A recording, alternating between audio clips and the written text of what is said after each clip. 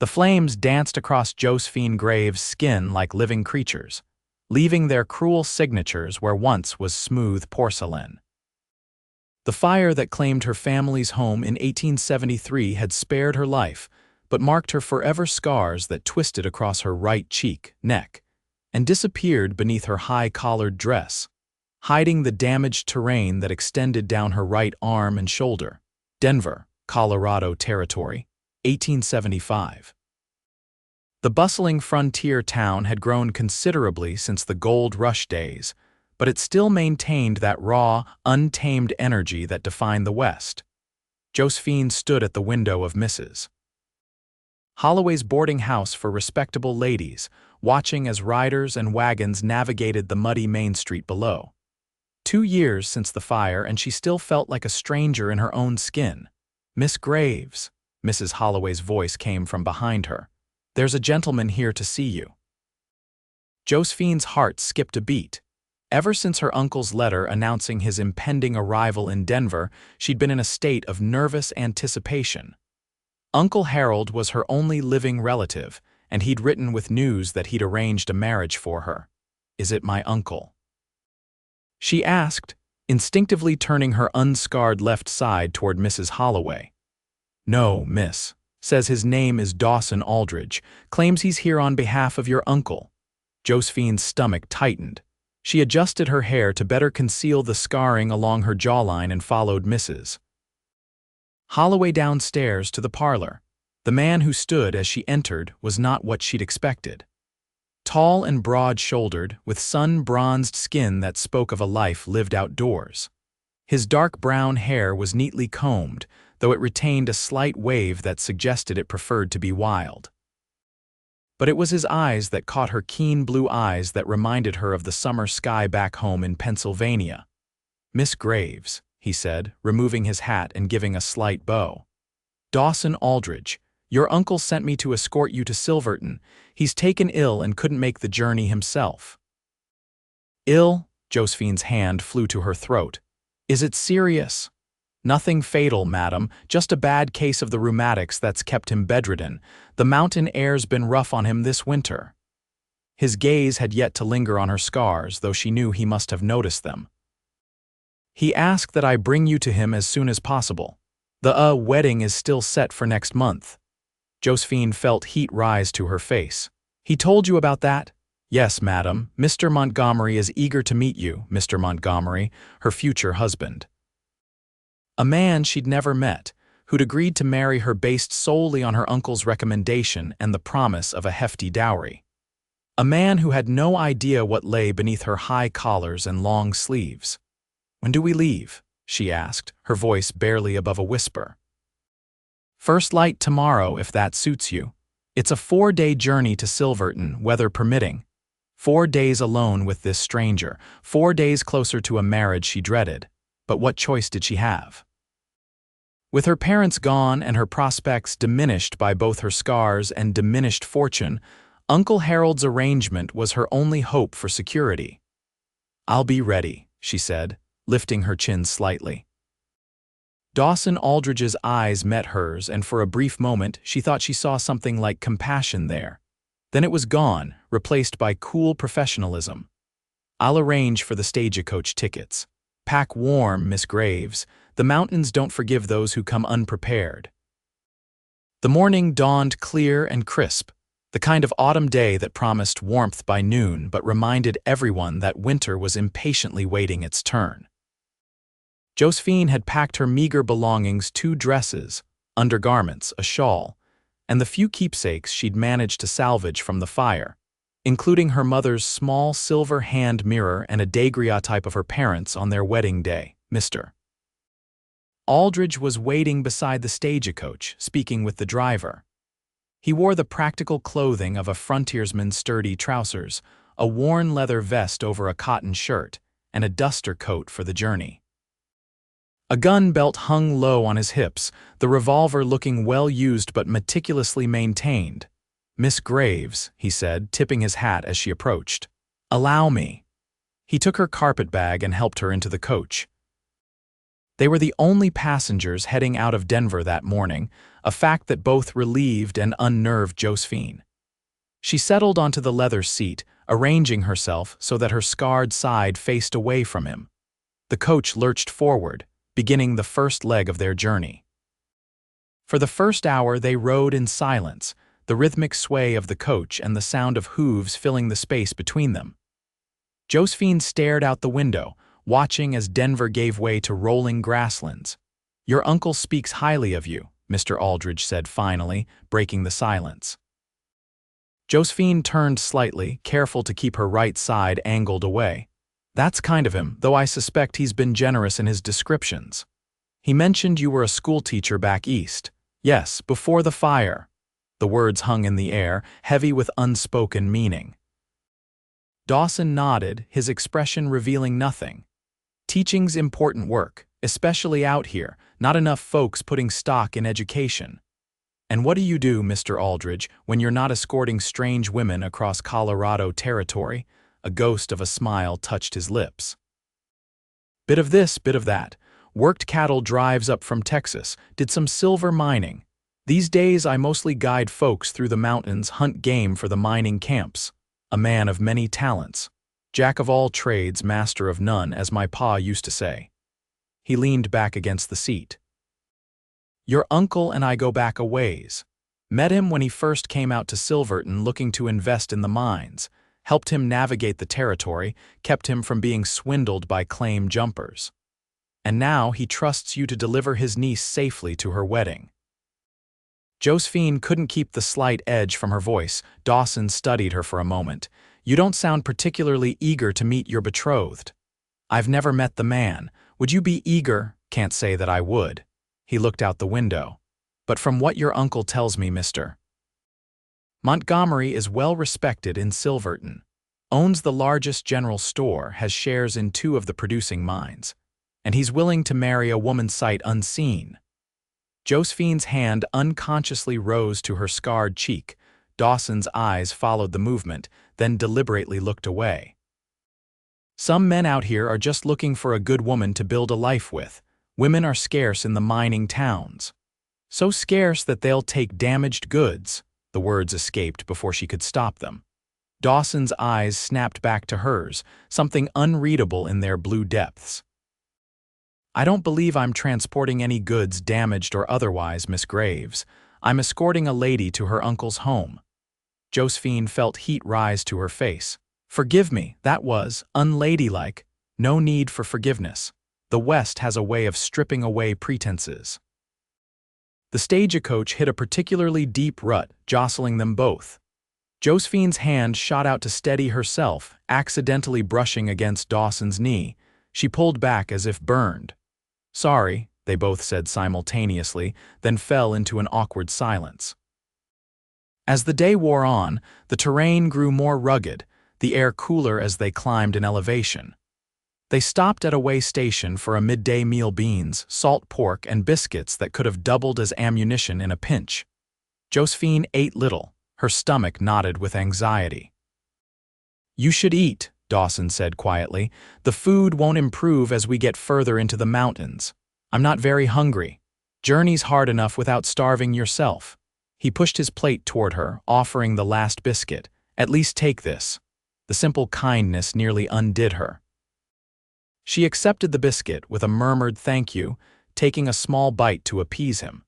They continued their journey as afternoon shadows lengthened.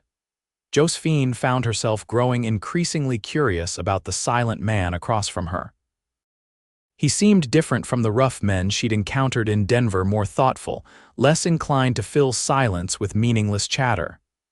"Have you ever been married, Mr. Aldridge?" she asked suddenly. If the question surprised him, he didn't show it. "No, madam." "Never found the time nor the right woman." And what would the right woman be like? He considered this, his gaze drifting to the passing landscape. Honest, strong in spirit, the kind who sees beauty in these mountains instead of just danger and hardship. A small smile touched his lips. "And she'd have to tolerate my cooking." "That bad, is it?" "I've had complaints from the squirrels." His eyes crinkled at the corners when he smiled, she noticed. Well, I'm a fair cook myself. Perhaps I can give you some pointers during our journey. I'd be obliged. He studied her for a moment. And what about you, Miss Graves? What sort of man would you have chosen for yourself if your uncle hadn't arranged this match? The question caught her off guard. What sort of man indeed? Before the fire, she'd had her share of suitors, the son of the local banker, a young lawyer with political aspirations. But after, no one looked at her the same way. No one looked at her at all if they could help it. It doesn't matter now, she said softly. It matters to me. His voice was gentle but insistent. Josephine met his gaze. Someone kind, she finally said. Someone who sees beyond appearances to what lies beneath. Something flickered in Dawson's eyes, recognition, perhaps, or understanding, but before he could respond, the stagecoach began to slow. "Whoa there," the driver called from above. The coach rolled to a stop. "Stay here," Dawson said, his hand moving to his revolver as he peered out the window. He opened the door and stepped down. Josephine heard muffled voices, Dawson and the driver speaking with someone else. After a few minutes, Dawson returned, his expression grim. "Bridge is out ahead. Recent rains washed it away. We'll have to detour, which means spending the night at Jensen's Crossing. It's a small settlement about 2 hours west of here." "Is it safe?" Josephine asked. "Safe enough. Got a trading post and a few cabins. I know the owner. He'll put us up for the night." Dawson sat back down as the coach began moving again. "I'm sorry for the delay. Your uncle will be wondering what's kept us. I'm sure he'll understand. Nature doesn't bend to our schedules." Dawson gave her an appraising look. "Most Eastern ladies I've escorted would be having hysterics by now. I've faced worse than a delay, Mr. Aldridge." His eyes momentarily dropped to her scarred cheek, then back to her eyes. "Yes, I expect you have." Jensen's Crossing turned out to be little more than a collection of log buildings nestled in a valley. The trading post doubled as a tavern with a few rooms for travelers. The owner, a barrel-chested man with a bushy beard, greeted Dawson like an old friend. "Aldridge. Didn't expect to see you heading this direction. Thought you were guiding that hunting party up to the North Range. Change of plans, Jensen. Got hired for an escort job." Dawson nodded toward Josephine, who hung back slightly. "This is Miss Graves. We need rooms for the night." "Bridge is out on the main road." Jensen's eyes widened slightly as he took in Josephine's scarred face, but to his credit, he recovered quickly. "Only got one room available. Rest are taken by a group of miners heading to the new strike." Josephine felt her heart sink. One room. The impropriety of it was scandalous.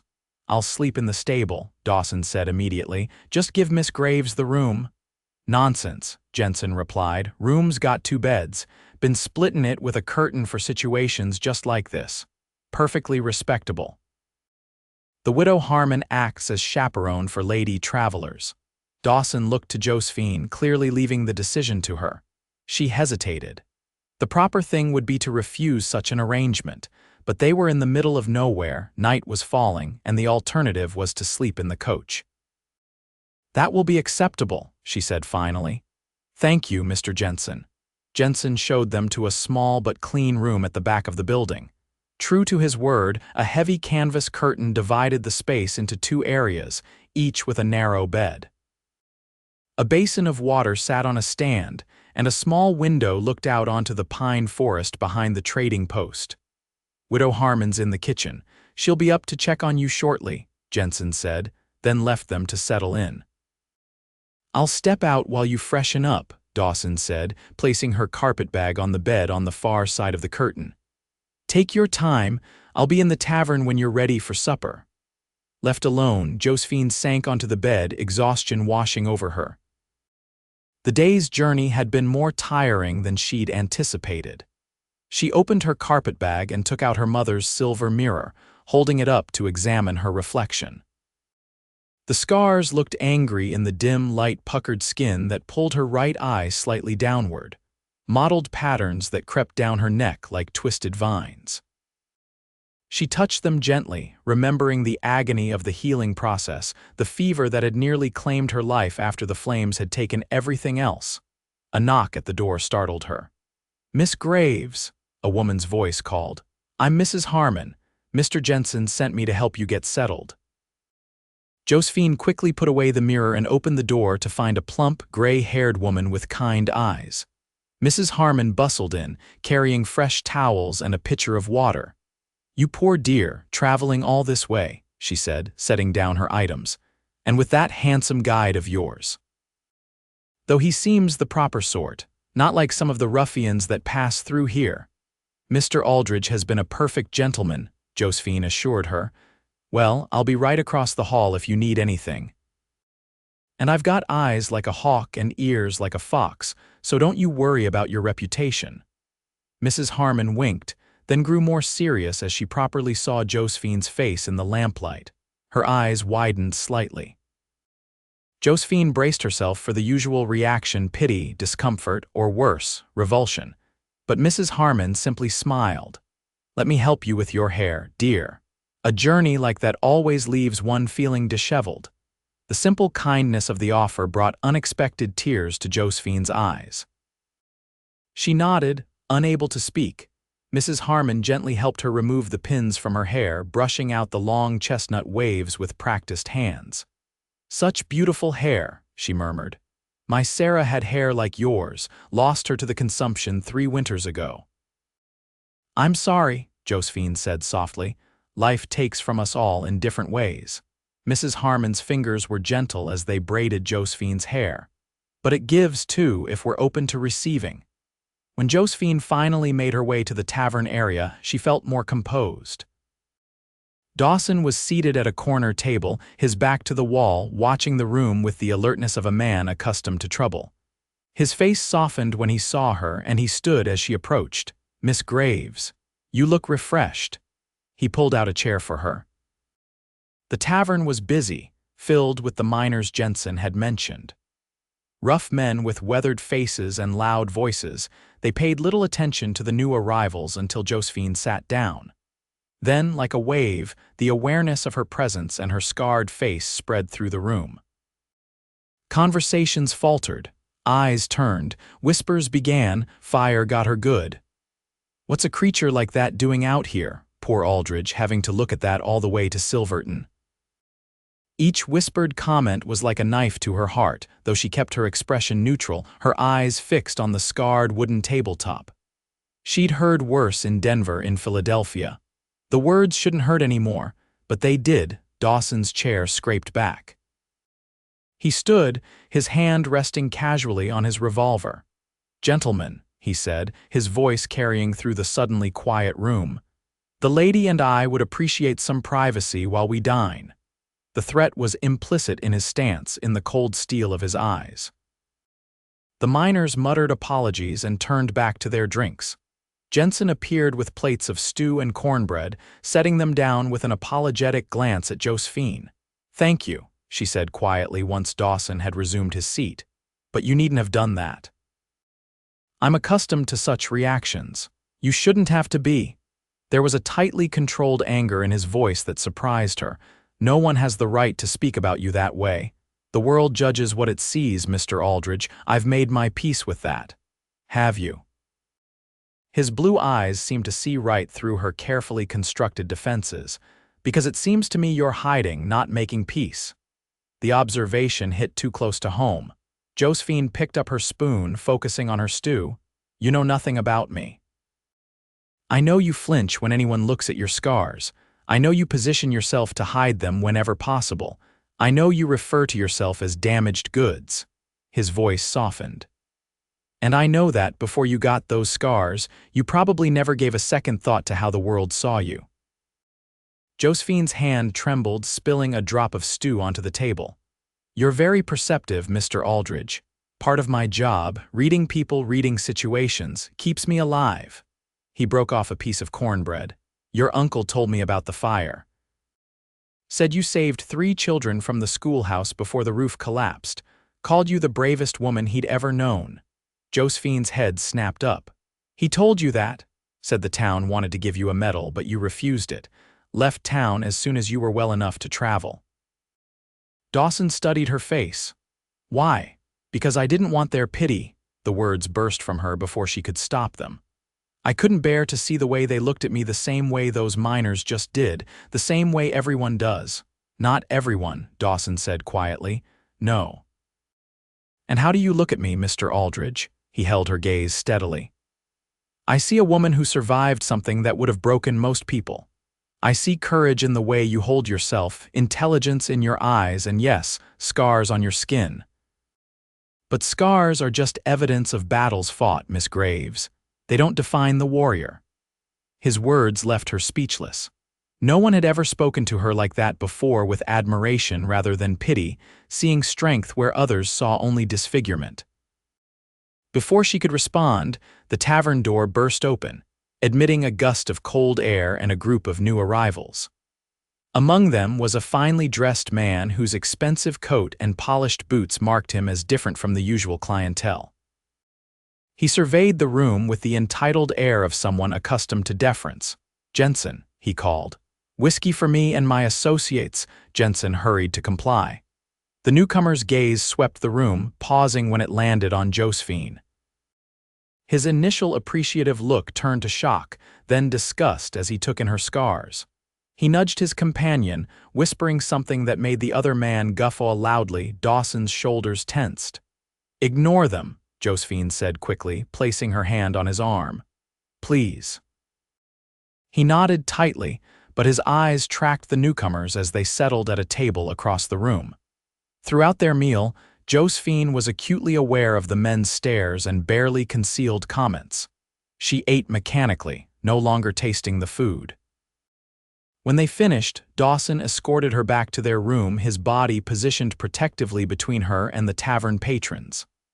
"I'll check on the stage arrangements for tomorrow," he said at her door. "Get some rest, Miss Graves. You as well, Mr. Aldridge, and thank you for everything." He tipped his hat and turned to go, but paused. "What you said earlier about the world judging what it sees, I think the world often misses what matters most." With that, he walked away, leaving Josephine to ponder his words as she prepared for bed. She was awakened in the dead of night by shouting. Disoriented, she sat up, listening to the commotion from the tavern below. Men's voices raised in anger, a crash of breaking glass.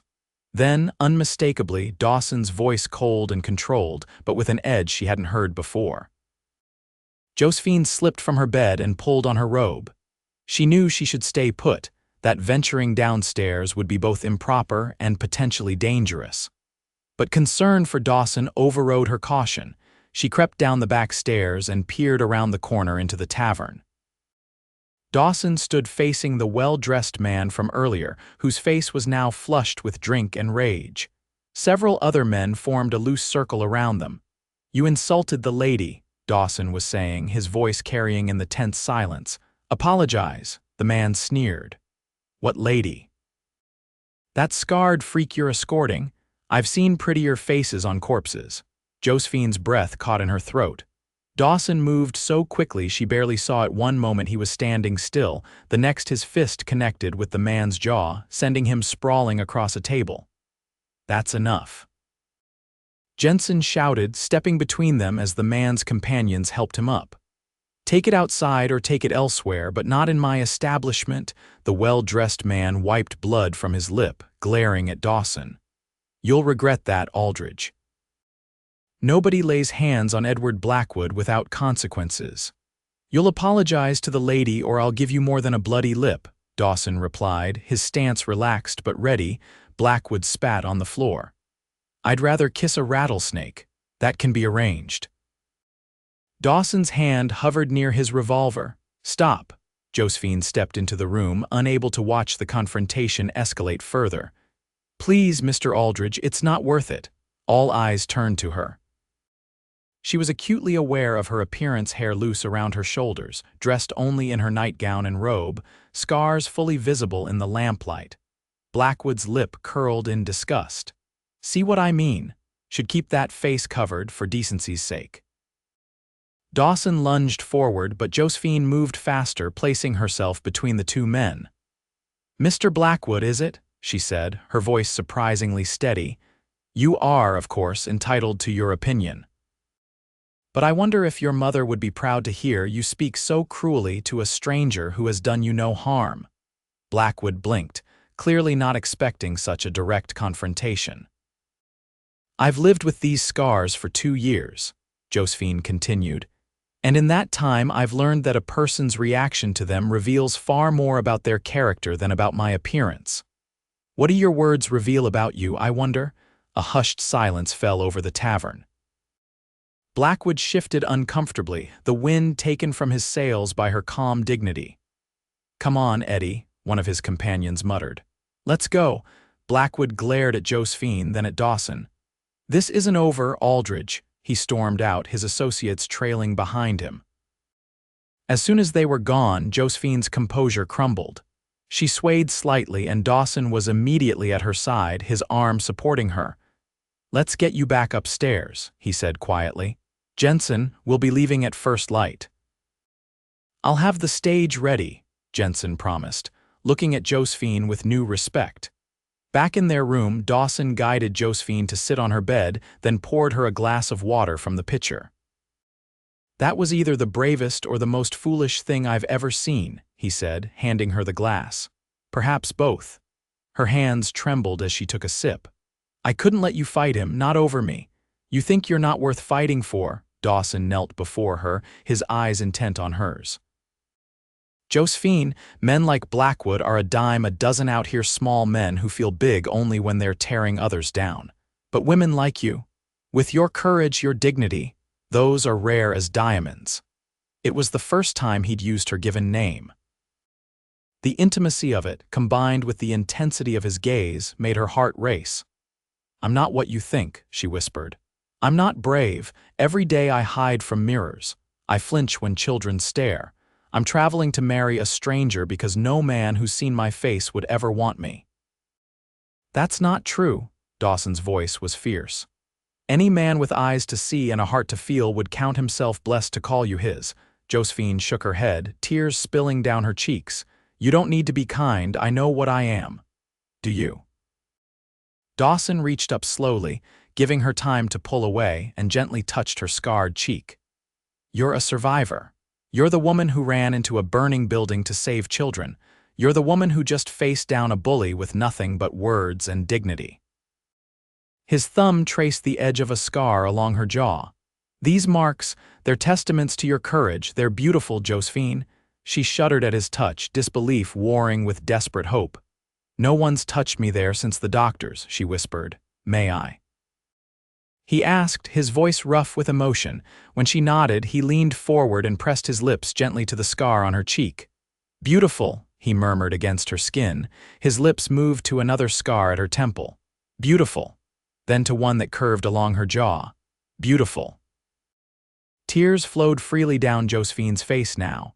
Each kiss was a benediction, a reclamation of parts of herself she'd thought forever lost. When Dawson's lips finally found hers, she tasted salt and sweetness and something like redemption. The kiss was brief, gentle, but it shook her to her core. Dawson pulled back, his eyes searching hers. "I had no right to do that," he said hoarsely. "No," she agreed, "you didn't." She took a shaky breath. "I'm promised to another man, a man who's never seen you, never spoken with you, never known the strength within you." Dawson stood, creating distance between them. "I apologize for my forwardness. It won't happen again." "What if I want it to?" The words surprised even her. Dawson ran a hand through his hair. "Josephine, you're engaged. You're under my protection. I've already crossed lines I shouldn't have." "Lines drawn by whom?" "Society, the same society that calls me a freak." She stood, facing him fully. "For 2 years I've lived half a life, hiding from stares, accepting that my future would be shaped by these scars. Then you come along and look at me, really look at me, and for the first time since the fire I feel real again, whole." "What are you saying?" "I'm saying I can't marry Mr. Montgomery, not now, not when I know what it feels like to be truly seen." Dawson stepped closer, hope warring with caution in his eyes. "Your uncle won't be pleased. He's set his heart on this match. Then I'll face his disappointment. I've faced worse." She smiled tremulously. "Will you help me? Will you stand with me?" Instead of answering, Dawson reached for her, drawing her into his arms. This time when he kissed her, there was nothing gentle about it. It was a kiss of passion, of promise, of a future neither had dared imagine. "Every day," he said when they finally broke apart, "every day I'll stand with you. Every day I'll remind you how beautiful you are, all of you, scars and all." 3 months later, Josephine stood before a mirror in her uncle's home in Silverton, hardly recognizing the woman who looked back at her. Gone was the downcast gaze, the habitual tilt of her head that hid her scars. In their place was a woman who stood straight, who met her own eyes with confidence. Her wedding dress was simple but elegant ivory satin with lace at the collar and sleeves. She'd chosen a design that didn't hide her scars but didn't emphasize them either. They were simply part of her, neither shameful nor defining. "Ready, my dear?" Uncle Harold appeared in the doorway, leaning on his cane. He'd been shocked when she'd arrived in Silverton and announced she couldn't marry Mr. Montgomery, more shocked still when she'd introduced Dawson as the man she intended to wed. But over time, seeing their obvious devotion to each other, he'd relented. "I'm ready," Josephine said, taking her uncle's arm. The small church was filled with townspeople, some curious, some genuinely supportive. Mr. Montgomery had been surprisingly understanding, admitting that he'd been having second thoughts about marrying a stranger himself. He sat in the front row now, alongside Mrs. Harmon, who journeyed from Jensen's Crossing for the occasion. But Josephine had eyes only for Dawson, standing tall and handsome at the altar, watching her approach with love illuminating his face. He'd traded his trail clothes for a proper suit, though he still wore his boots, a concession to practicality that made her smile when she reached him. He took her hands in his. "Beautiful," he whispered, his eyes caressing her face, scars and all. And for the first time since the fire, Josephine Graves believed it. As they spoke their vows, snowflakes began to fall outside the church windows, the first snow of the new year, 1876. A fresh beginning, a clean slate upon which to write their story. Later, as they danced at their small reception, Dawson pulled her close. "Any regrets?" he murmured against her ear. Josephine looked up at her husband, at the man who had taught her to see her scars not as disfigurements but as badges of honor. "Only that it took me so long to find you." "We have a lifetime to make up for it," he promised, brushing his lips against a scar on her forehead. "A lifetime of beauty, of strength, of love." And as he led her in another turn around the floor, Josephine knew with absolute certainty that her scars had not diminished her capacity for happiness. They had led her to it.